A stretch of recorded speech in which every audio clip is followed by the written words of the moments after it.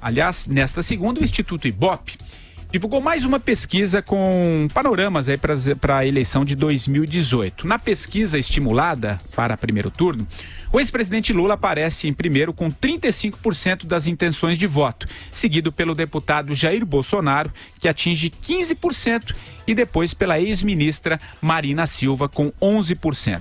Nos cenários sem Lula, Jair Bolsonaro lidera com variação entre 15% e 18% dos votos, em empate técnico com Marina Silva. Na pesquisa espontânea, Lula lidera com 26% das intenções de voto, seguido por Bolsonaro com 9% e por Marina Silva com 2%.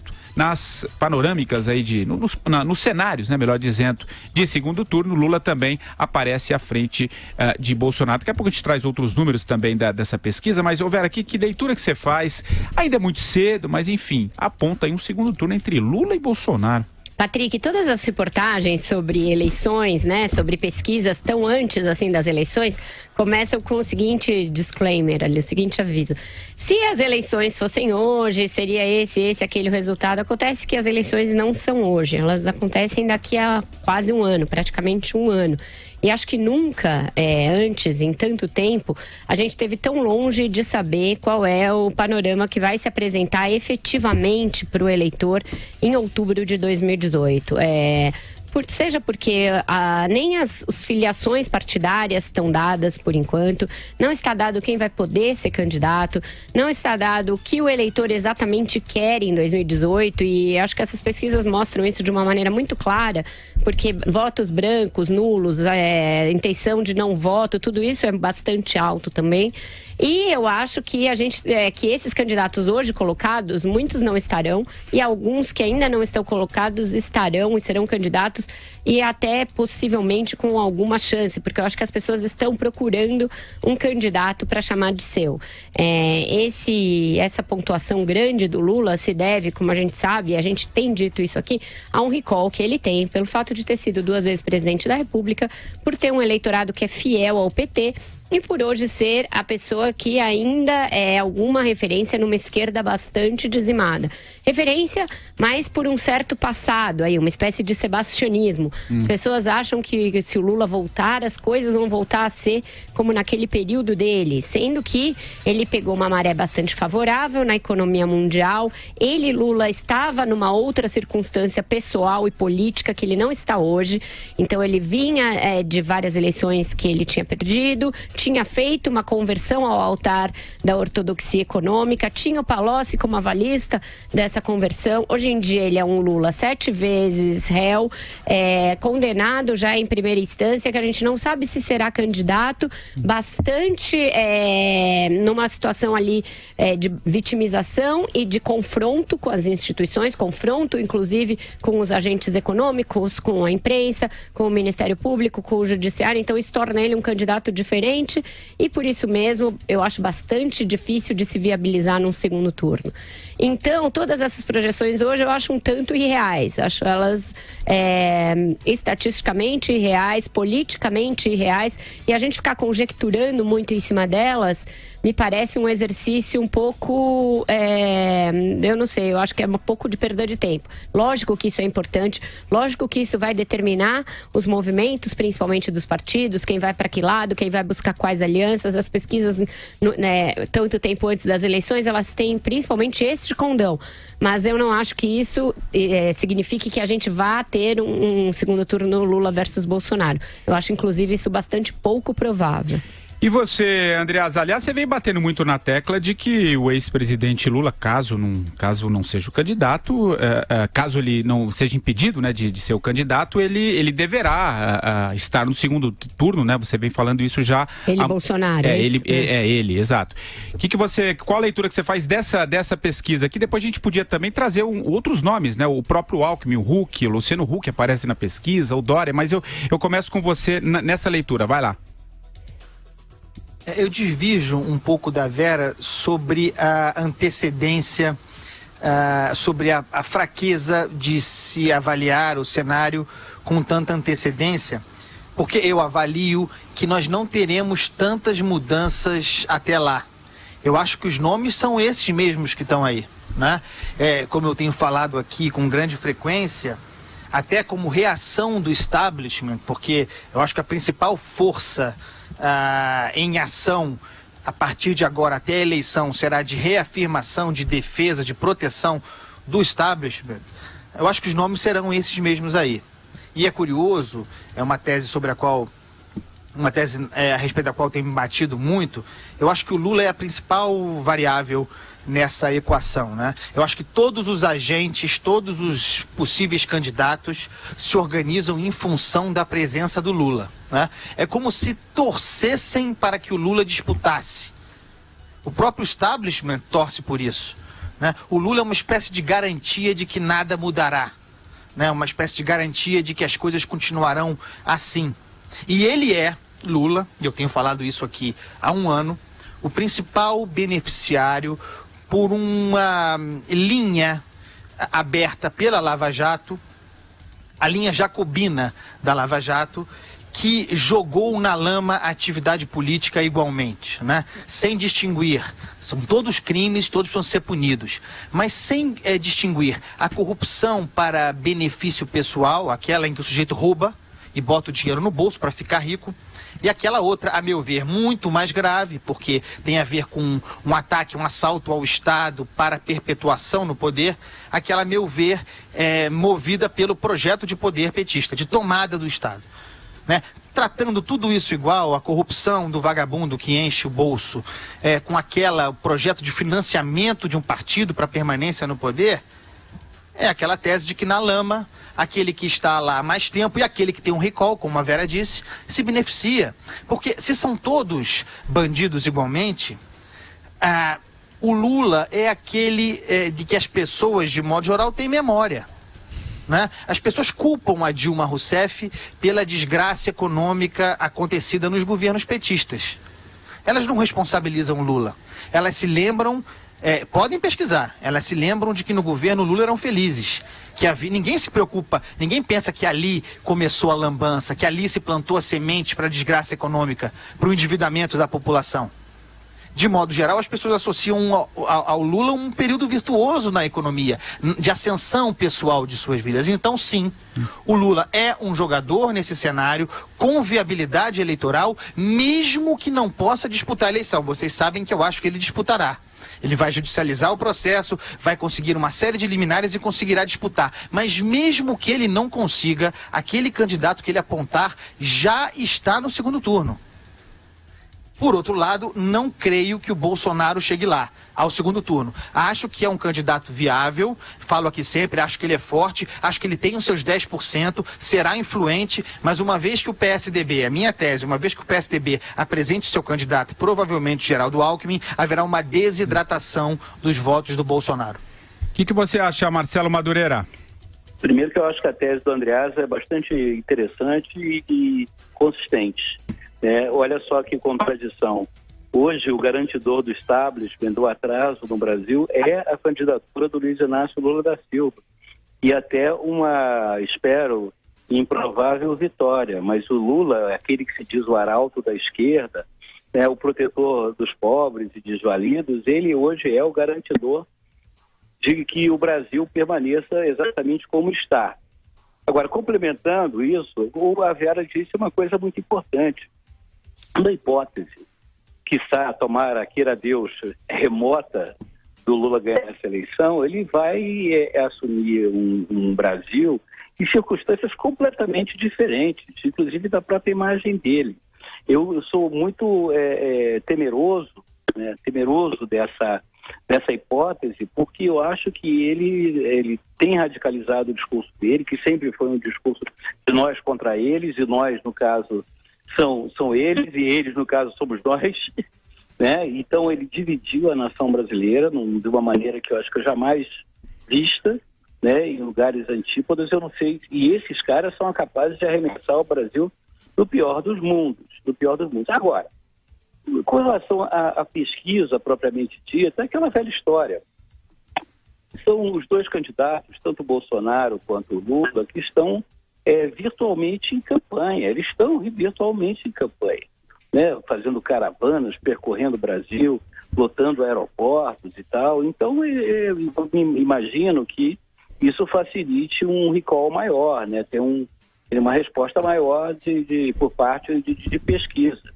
Agora, só para concluir, Patrick, o raciocínio, eleição é corrida de longa distância, onde todo mundo sai na mesma hora, todo mundo sai igual.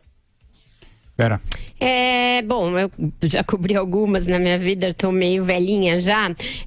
Se a gente for lembrar, em outubro de 2001, portanto um ano antes da eleição de 2002, é ótimo, de 2002, a Rosiana Sarney tinha 16% dos votos.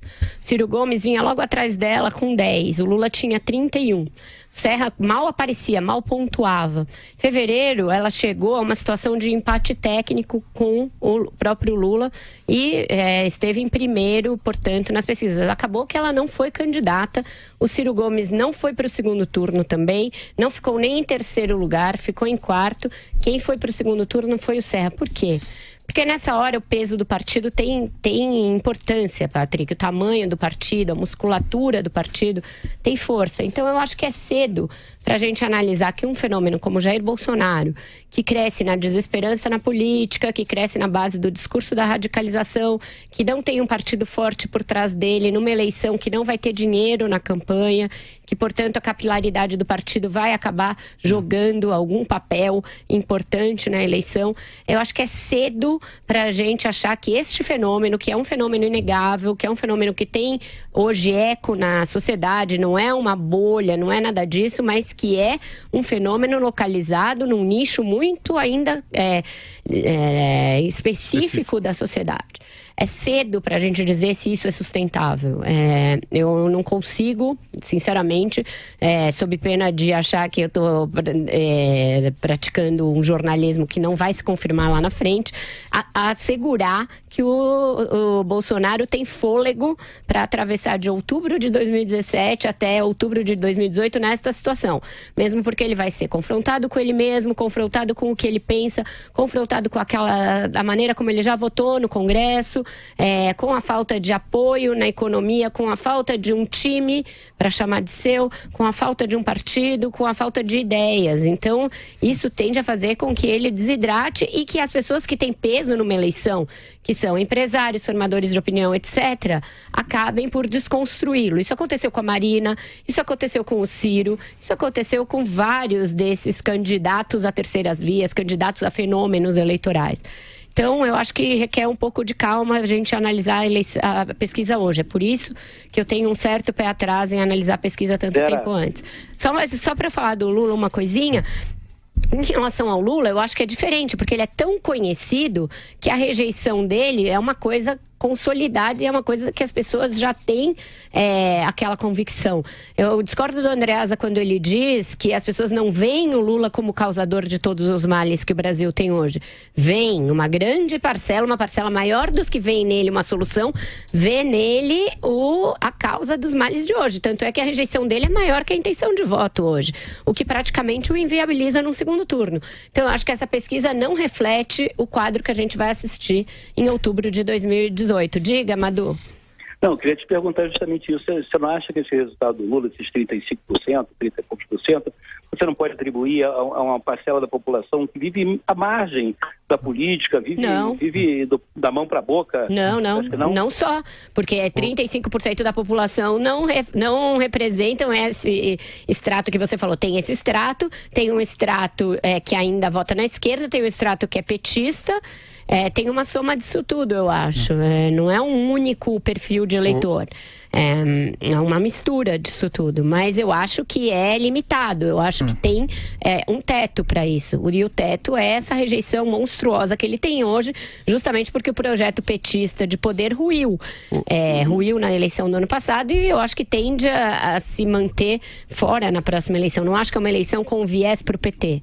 O Andreasa, você chamou? Eu acho que a Vera tem razão, concordo com ela em parte da avaliação sobre o Jair Bolsonaro.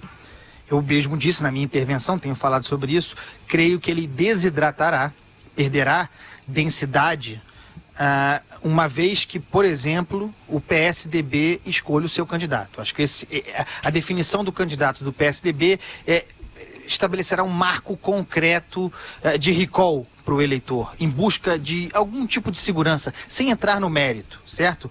Dito isso, creio que não seja possível comparar tanto Marina Silva quanto Ciro Gomes, que jamais foram fenômenos, bem da verdade, ao fenômeno Jair Bolsonaro. O Jair Bolsonaro tem eleitores. É verificável isso. É verificável o fuzuê que ele causa quando viaja nos aeroportos, recebido como popstar. Então, se eu não acredito que o Bolsonaro seja capaz, em 2018, daqui a um ano, de ter 15% dos votos, como a pesquisa indica hoje, eu diria que ele pode muito bem ter 9, 10 ou 11. Eu acho que ele tem esse eleitorado. Para onde vai esse restante é que é a questão. E aí eu entro na aposta que eu tenho feito aqui. Eu nunca cobri eleição, né? Nunca fiz reportagem, não tenho a experiência jornalística da Vera, mas eu analiso eleição, presto atenção em eleição há muitos anos, né? É algo que eu gosto de fazer e acho que faço direitinho. Eu acho que há uma tendência para que se reproduza mais uma vez, como reafirmação do establishment, um recall de disputa polarizada presidencial entre PT e PSDB, mais uma vez, como nós temos visto desde 94, 98, 2002, 2006, 2010, 2014. Esse recall é muito forte. Ele está na memória do eleitor brasileiro.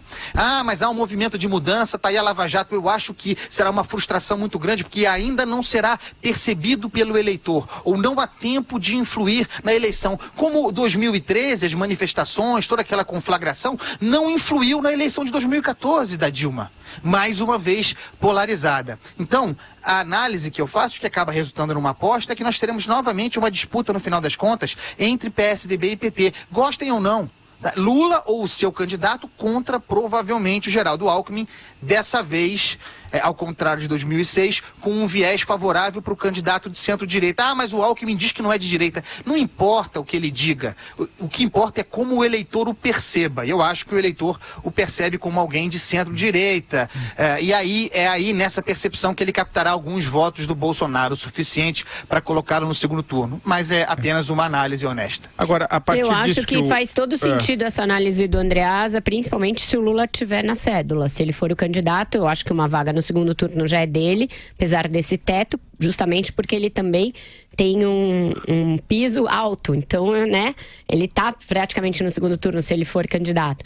E aí eu acho que o resto tende a se juntar numa candidatura para contrapor o Lula, e aí uma candidatura mais bem estruturada do ponto de vista partidário faz sentido. Agora, sem o Lula no segundo turno, eu tenho sem o Lula na disputa, eu tenho dificuldade de ver um petista no segundo turno.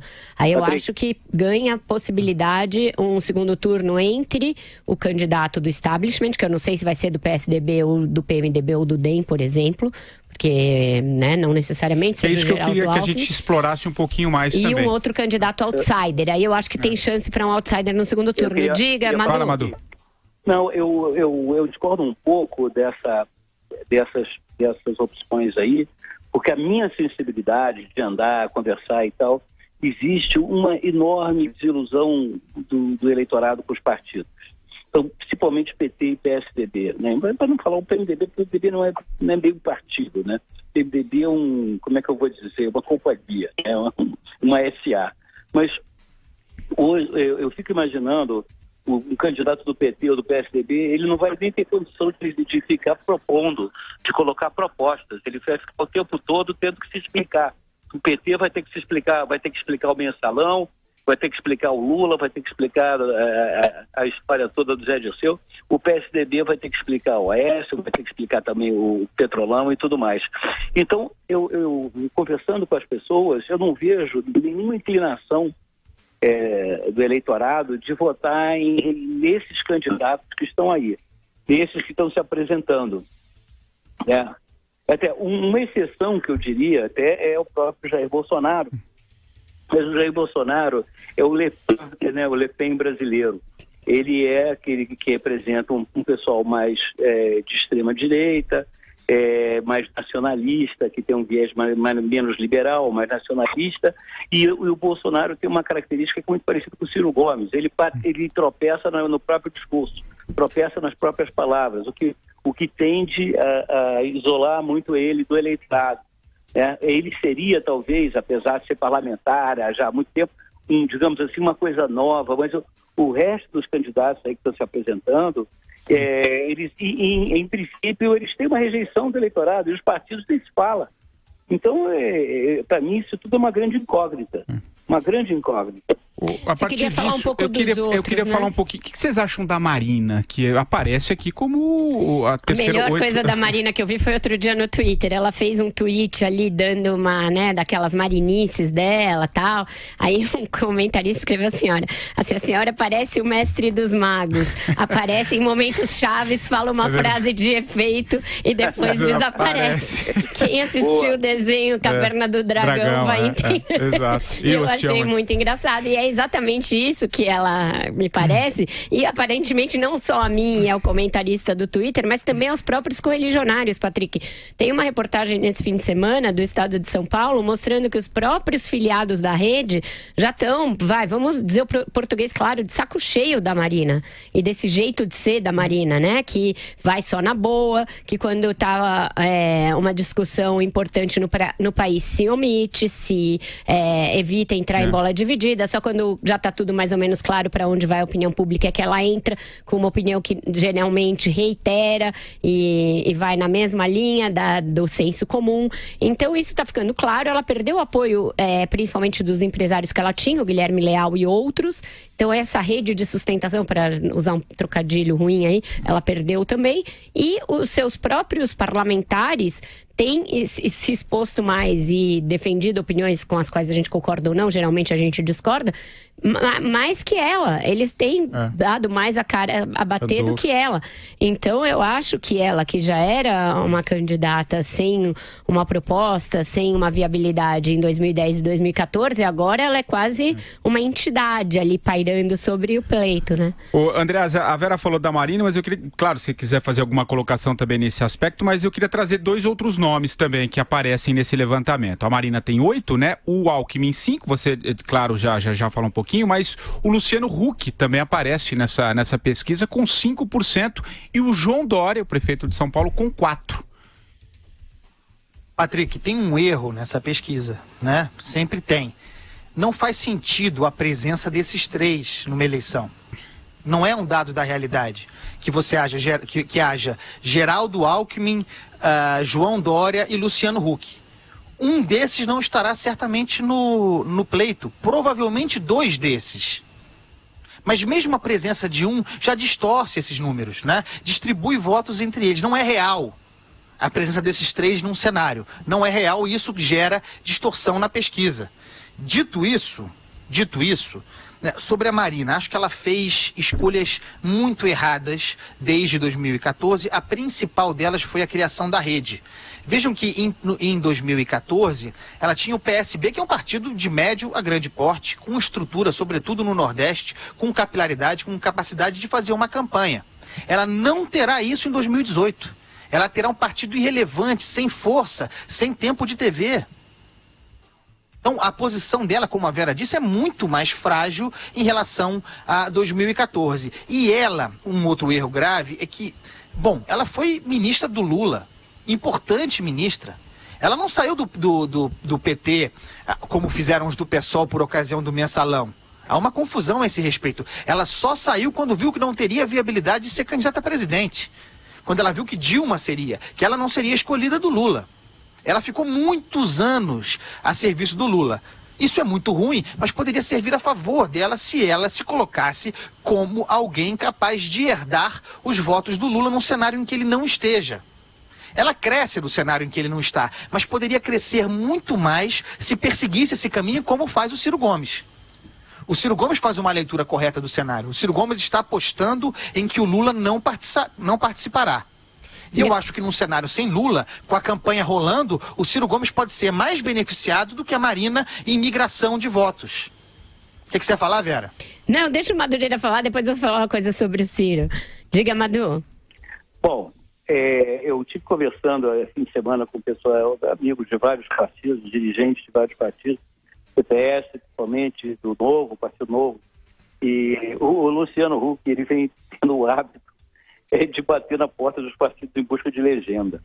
Isso é uma coisa curiosa, é uma espécie de marketismo, né, de fora para dentro, sei lá, é um modo muito estranho de fazer política. E eu já estou cansado aqui de vituperar aqui nesse microfone contra a candidatura do Luciano Huck, se tratar de um equívoco na saída, né? Um cara que quer arrastar para um projeto pessoal 270 milhões de brasileiros, é de um sonho de influência dele 270 milhões de brasileiros.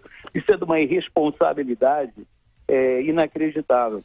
Por outro lado, o Geraldo Alckmin, que a gente entrevistou no nosso programa de um ano, né, eu até brinquei com ele e falei, poxa, o senhor é médico, o seu diagnóstico do Brasil está perfeito, a terapêutica que o senhor propõe é perfeita. O único problema é o fardo do PSDB que o senhor tem que carregar, né, que é um container sem alça hoje. Eu concordo com o Andreasa que ou Dória ou Alckmin estão no páreo, mas para o Alckmin, né, que a candidatura do João Dória está perdendo o impulso total. Agora, Marina Silva, aquela velha história que eu sempre repito, ela fica lá no Acre escondida, né, na floresta, tirando leite do pau, como todo seringueiro que se preza, né, e de vez em quando aparece diáfana, vestal, que paira sobre a política, paira sobre todos, apura, e eu acho que esse papo não cola mais com ninguém, entendeu? Nem aqueles que ainda apoiavam ela, né, Patrícia? Minha mãe estava no hospital na semana passada e a gente estava assistindo aquele programa de TV do PDT que teve o Ciro Gomes como estrela, né? Em que ele vai, conversa com os jovens, até um formato um tanto manjado. E a minha mãe, mesmo sedada ali, bastante doente, olhou para a TV e falou assim, pois é, ela não é jornalista, não cobre política, nada disso. Quem olha assim o Ciro Gomes até parece um sujeito equilibrado e ponderado falando. Então é isso, Patrick, eu acho que as pessoas em algum momento percebem o que os políticos são de verdade, entendeu? E o Ciro Gomes é um que não dá para esconder nisso, daí o Bolsonaro tem razão, eles são parecidos. Então eu não consigo ver muita sustentabilidade na candidatura dele também. É isso, é um cenário que não dá para você... Eu não consigo escalar a cédula eleitoral hoje, sinceramente. Acho que eu nunca tive tanta dificuldade. Sabe em véspera de Copa, quando você escala a sua seleção ali? E geralmente a gente acerta, erra, mas tem uma ali, todo mundo tem a sua seleção. Né? Eu não tenho o grid eleitoral de 2018 na minha cabeça. Eu acho que faltam elementos ainda para a gente poder fazer essa análise. Tratamento total. Fala, Andreasa. Eu queria só complementar, porque a Vera falou uma coisa que é importante ressaltar. Eu disse e acredito que o Lula tem ainda uma grande capacidade de transmissão de voto, né? De fazer poste. E dependendo do cenário de uma eleição sem ele pode fazer um candidato influente, capaz de chegar ao segundo turno. Mas concordo também que o cenário sem o Lula, para o debate político, é o cenário mais interessante, porque é neste em que está a margem para o imponderável, para que surja um outsider, para que alguma coisa diferente, inclusive uma desgraça. É uma surpresa, né? O triunfo populista, tudo é possível mais fácil no cenário sem Lula. Com Lula é o cenário organizado, defesa do establishment como nós conhecemos.